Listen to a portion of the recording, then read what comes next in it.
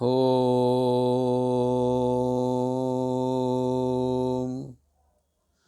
ओम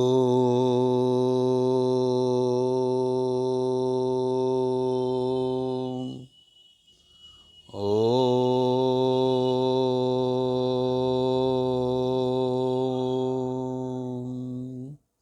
आब्दां प्रहर्तारं दातारं सर्वसम्पदां लोकाभिरामं श्रीरामं भूयो भूयो नमाम्यहं।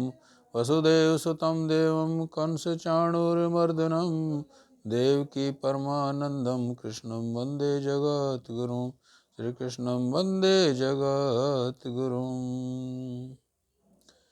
पिछले प्रवचनों में हमने जो अर्जुन ने भगवान श्री कृष्ण से जो प्रश्न पूछे थे उनमें से 4 के उत्तर भगवान ने उनको दे दिए थे, तो उनके बारे में बताया था। आज हम आपको 5वें प्रश्न जो अर्जुन ने भगवान श्री कृष्ण से पूछा था कि पुरुषश्च अधिदैवतम, भगवान ने इसका उत्तर दिया है। अर्जुन ने पूछा है कि अधिदैव किसको कहते हैं। भगवान ने इसका उत्तर दिया है कि जो पुरुष है उसको अधिदैव कहा गया है, यानी जो हिरण्यगर्भ है उसको अधिदैव कहा गया है। हिरण्यगर्भ को दूसरे नाम से प्रजापति के नाम से भी जाना जाता है और ब्रह्मा के रूप से भी जाना जाता है, यानी उनके नाम ब्रह्मा भी हैं, प्रजापति भी हैं और कहीं कहीं तो शास्त्रों में विश्वकर्मा भी लिखा हुआ है। तो हिरण्यगर्भ जो है उसने, ब्रह्मा ने सृष्टि की रचना की है। सृष्टि की रचना करती दफ़ा ब्रह्मा जी ने सबसे पहले जल की उत्पत्ति की थी और जल में से फिर जो है अन्य जीवों को, सबसे पहले मनुष्य को उत्पन्न किया है। उन्होंने अपने शरीर से जो है भृगु ऋषि वगैरह, वशिष्ठ हैं, अंगिरस हैं, नारद है, मतलब ऋषियों को पहले उन्होंने उत्पन्न किया है। उसके बाद उन्होंने सनक सनंदन आदि जो हैं, ये 4 संत जो है बाल रूप में हैं, जो ब्रह्मचारी रूप में हैं, जो इनको उत्पन्न किया है और उनसे बोला है कि भाई आप सृष्टि की रचना करो, आप जो है मनुष्यों की उत्पत्ति करो और मानव जाति को इस संसार में बढ़ाओ। लेकिन उन्होंने, क्योंकि वो परमेश्वर की याद में रहते थे, हमेशा स्मरण करते रहते थे, तो उन्होंने सृष्टि की रचना, मानव जाति का आगे उत्थान करने से मना कर दिया और वो अपने आज भी बाल रूप में अपना जो है ना भगवान का स्मरण करते रहते हैं। तो हिरण्यगर्भ जो है वो समष्टि रूप से है। एक होता है व्यष्टि रूप, एक होता है समष्टि रूप।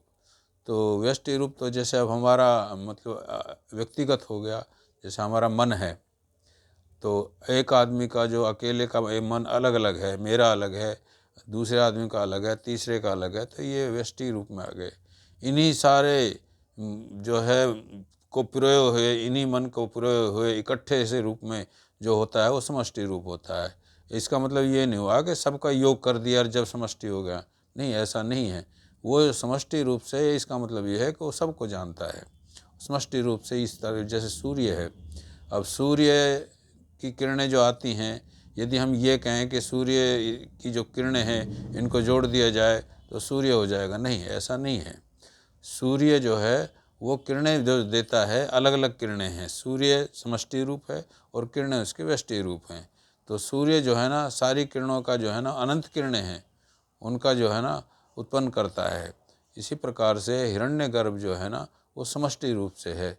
तो ब्रह्मा जी ने सारी सृष्टि की रचना की है, वनस्पति की भी रचना की है और दूसरे जो अन्य जीव हैं, सर्प वगैरह हैं, चाहे जहरीले हों, चाहे जो है सत गुण वाले हों, चाहे रजोगुण वाले हों और चाहे तमोगुण वाले हों, सभी तरह के जीवों की भगवान ने, ब्रह्मा जी ने रचना की है। ये रचना करने वाले तभी वो अधिदैव कहे गए हैं और उनको जो शक्ति दी है वो भगवान ने दी है। भगवान की दत्त शक्ति से ही उन्होंने सृष्टि की रचना की है। और वो ब्रह्मा जी जो है ना वो प्रलय भी करते हैं और सर्ग भी करते हैं। यानी प्रलय में तो क्या है, पूरी सृष्टि को जो है ना वो अपने में लीन कर लेते हैं और सर्ग के अंदर जो है ना उस दोबारा से जो है ना वही सृष्टि फिर रचना कर देते हैं। इस प्रकार से वो प्रलय और सर्ग भी करते हैं। और जैसे पिछले एपिसोड में हमने बताया था कि एक महाप्रलय और महासर्ग भी होता है, वो भगवान करते हैं।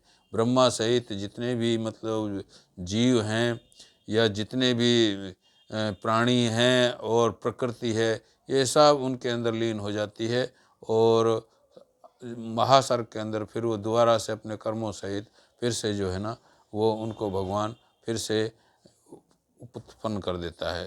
तो ये जो महाप्रलय है ये भगवान करते हैं और प्रलय ब्रह्मा जी करते हैं और महासर्ग भगवान करते हैं और सर्ग जो है वो ब्रह्मा जी करते हैं।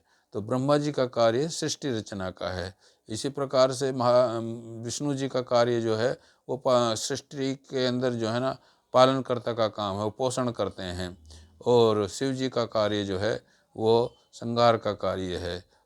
वैसे तो शिव जी कहा गया है संहार, संहार का मतलब यहाँ ये नहीं कि वो मारते हैं, नहीं, यानी जो मतलब जीव की जो अंतिम स्थिति होती है वो अंतिम स्थिति का जो है ना वो करने वाले, क्योंकि जो अपने कर्म अनुसार जो है ना वो अंतिम स्थिति में जा करके फिर कर्म अनुसार अगले योनि में जाता है।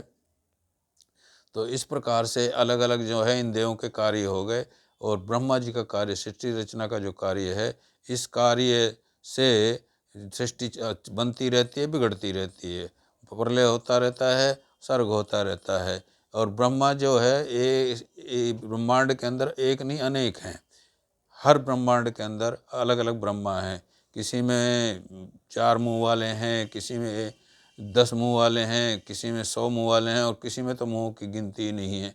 इस प्रकार से अनेक अनंत ब्रह्मांड हैं और अनंत ब्रह्मांडों में अनंत ही ब्रह्मा हैं।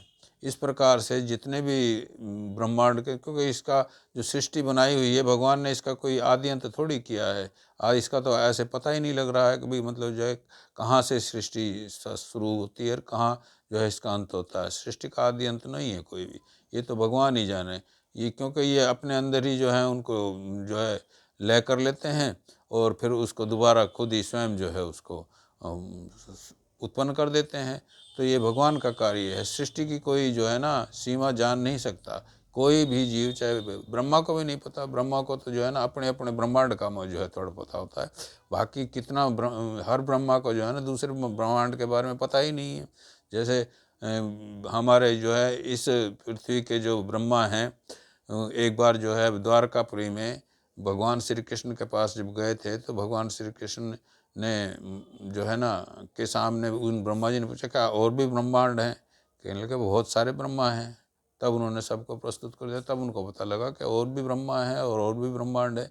तो इस प्रकार से ब्रह्मा भी जो है ना बहुत हैं, अलग अलग मुँह वाले हैं, कोई 2-4 मुँह, कोई 10 मुँह। इस प्रकार से ब्रह्मा जो है ना अपनी अपनी ब्रह्मांड का निर्माण करके अपने अपने ब्रह्मांड को संभाले हुए हैं। और उनके जो पालनकर्ता जो विष्णु हैं वो भी अलग अलग हैं। तो वो अलग अलग होने से फिर जो है एक महाविष्णु हो गया इनका, जो मतलब जो है पूरे ब्रह्मांड का जो है सारे ब्रह्मांडों को मिला करके जो सबका पालन करता है। इस प्रकार से ब्रह्मांड के अंदर जितने भी ब्रह्मा हैं वो अलग अलग हैं और ब्रह्मा जो है वो सृष्टि की रचना करता है, यही उसका कार्य है। आगे प्रश्न में जो है ना 6ठे प्रश्न में हम आगे अगले प्रवचन में बताएंगे कि अर्जुन ने क्या प्रश्न किया था और भगवान क्या उत्तर देते हैं। जय श्री कृष्ण, जय श्री राधे, जय भगवती, जय गौ माता, जय गुरुदेव।